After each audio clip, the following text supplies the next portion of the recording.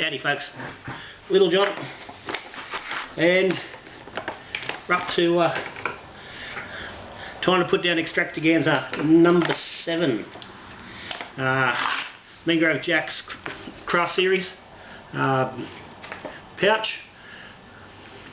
It's called Recipe No.1 IPA. It says with dry hops. I did discuss this when I very first started to look into Extractaganza and went through the process and how I picked the actual kits, that I was avoiding kits where stuff with dry hopping and things were required. But this is actually included, it's included in the kit, so I did include this particular pouch in it because I was happy, because that's how it comes. I think there's like maybe one other, it's actually the same. So that's our hop pellets in the top in there. 50 grams of hops. Okay, we've got instructions there.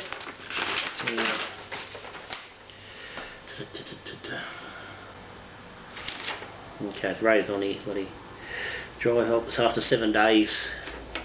Check gravity. If XG is under 1020 or 1025 or below. Add hot pellets.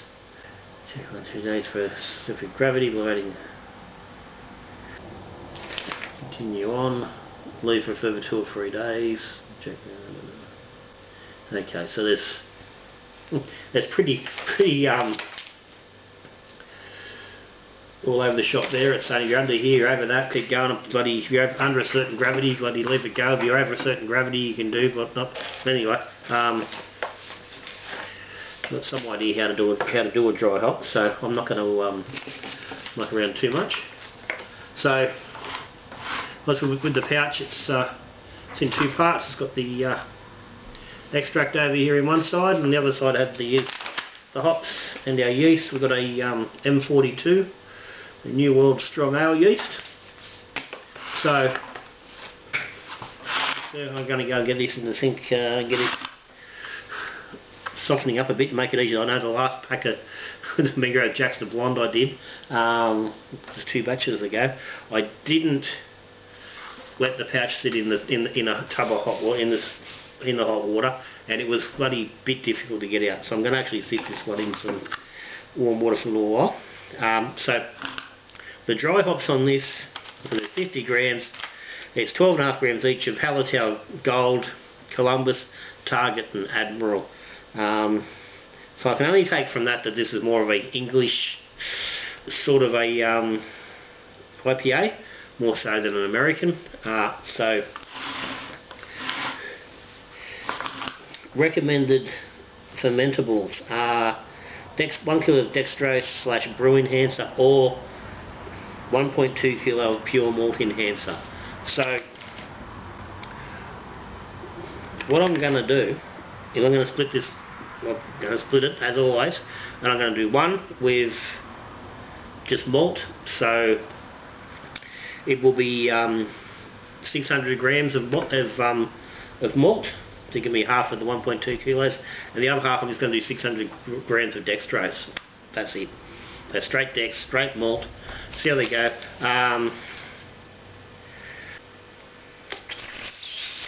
I'll use the I'm going to use the M42, the New World Strong Ale yeast, on the malt side. Let me just have a look at what I've got here.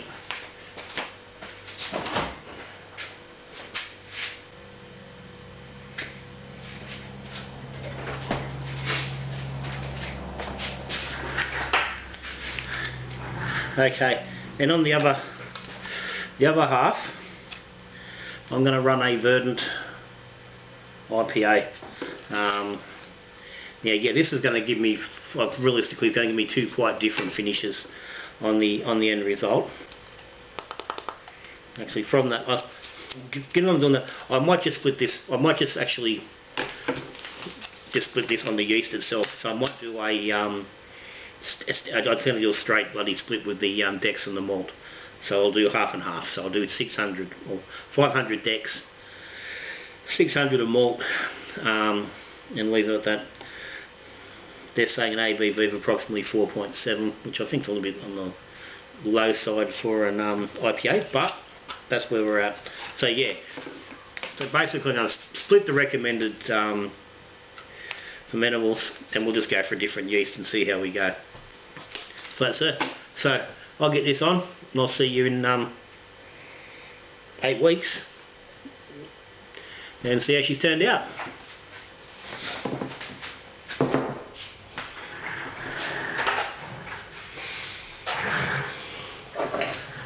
Righto, tasting day on this IPA.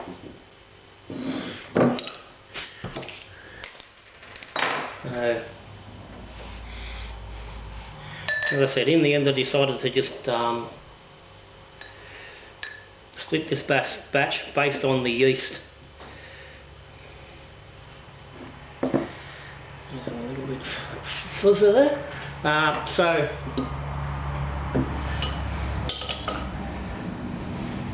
500 grams of Dex, 600 grams of light dry malt added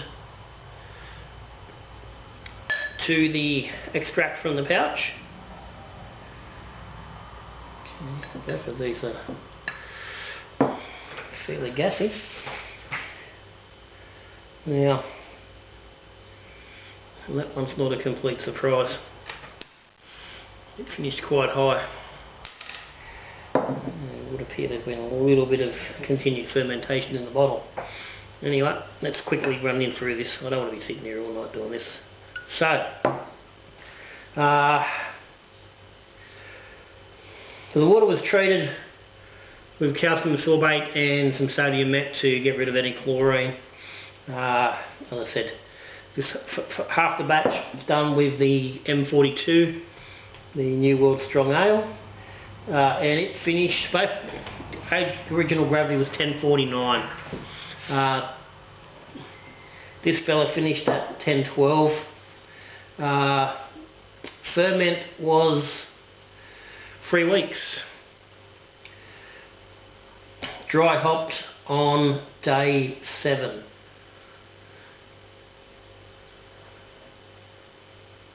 So 25 grams went in both. Second half was fermented with the Verdant IPA under a little bit of pressure. No pressure on the M42, and the Verdant was very slow. 1026. After a week it was 10 points behind when the dry hop went in. At that point I took the pressure off it because of that high gravity at that point, and let it go. So this one finished up at 1012. I said 3 weeks. So the dry hop was on for 14 days. It was 25 grams, and I don't know what was in the dry hop, I can't tell you. But it was meant to be 50 grams in the whole on a standard brew. So if this was a standard brew, it would be 1 kilo of Dex. No.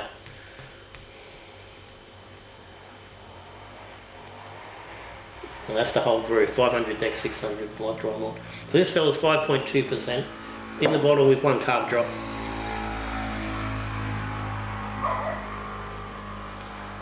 Smells a bit dirty.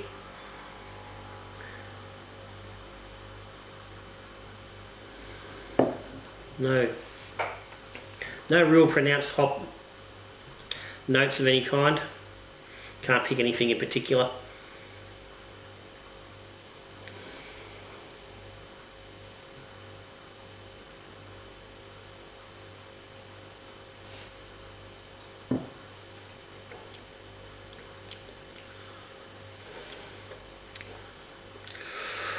Okay.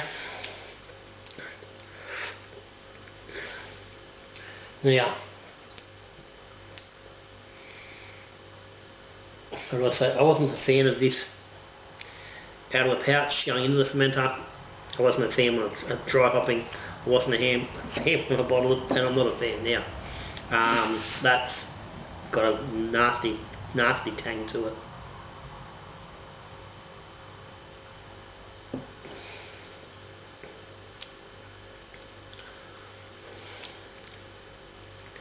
Which isn't as evident from the second mouthful with.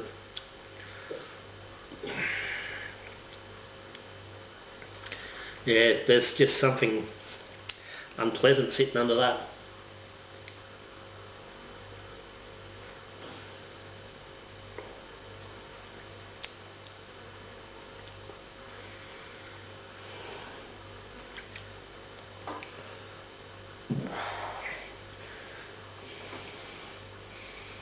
$19. Yeah. Done what we could to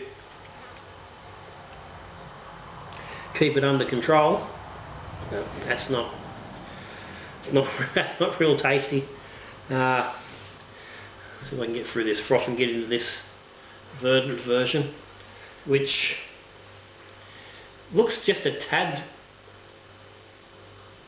Yeah, no, not really. It's just, I think it's just a light. It looked a bit bloody lighter in colour here. As I said, the gravity, pardon me, when I bottled was 1022, which made this a 4% beer. I'm pretty sure there's been some continued fermentation. So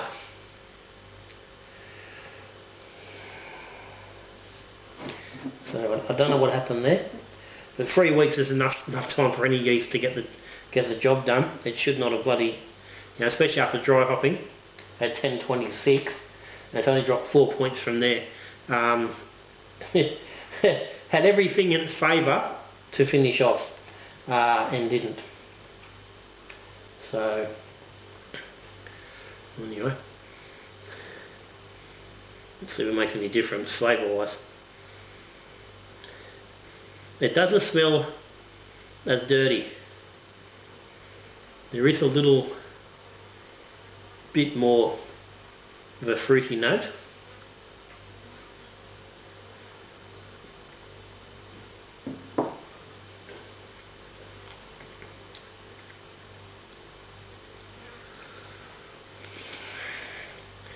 Okay, that is a nicer beer. Now, nicer is a word of comparison. It's still got some tang in it. Not lots of flavour going on, but it is nicer than that.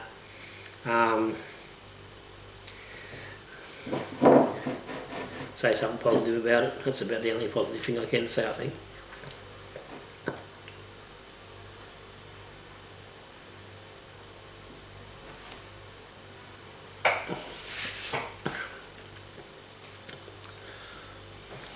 Okay, the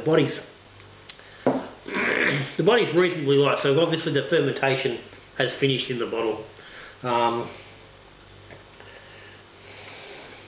Luckily, hasn't made any bombs. And I dare say if I was to do a gravity on this, I'd probably find it's probably down around that 10-12. So it's dropped 10 points. Yeah, so it's probably lucky it didn't get a lot more explosive in the bottle. It wasn't on the verge of gushing, but it was climbing. If I just popped the bottle and left it, I think it would have climbed out of the bottle slowly. But it's not bad enough. It's not drinkable. But I think we're getting the beer as it should be. So the reality is it's probably sitting at that 5.2% mark, same as this.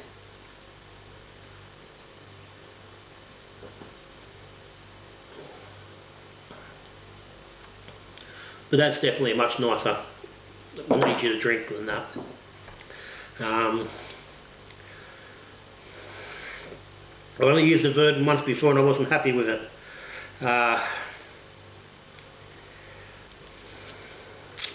Can't remember what it was anyway. But in this case, it's definitely made a better beer for whatever reason. It is a fruity yeast, and I think that's helping with the overall flavour.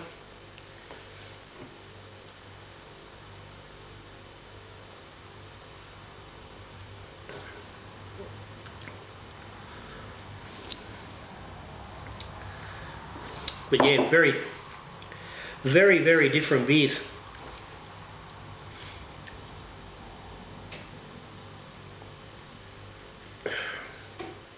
And there's enough niceness in that. Well, certainly I think I'm going to have look at having another crack at the Verdant on something else. I've got some more there. Because certainly in this case, it's definitely done a better job in this beer than the M42 has. But overall, I'm not a fan of that kit. Not at all. I think that's the second. Is that the second?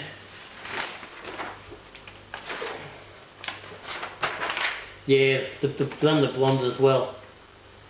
And I'm pretty sure my memory that wasn't a particularly great kit either. I haven't got the records there.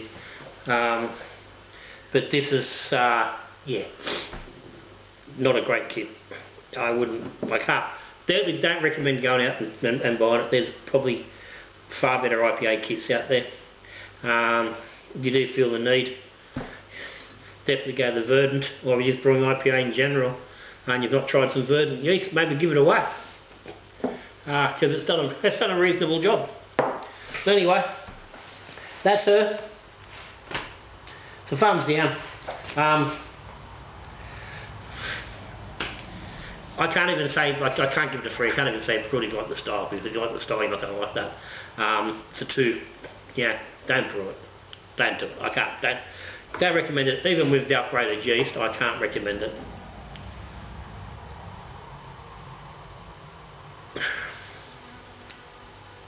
Yeah, no, don't do it. Give it a miss. Anyway, that's me. Done. Questions or comments, stick them down the bottom.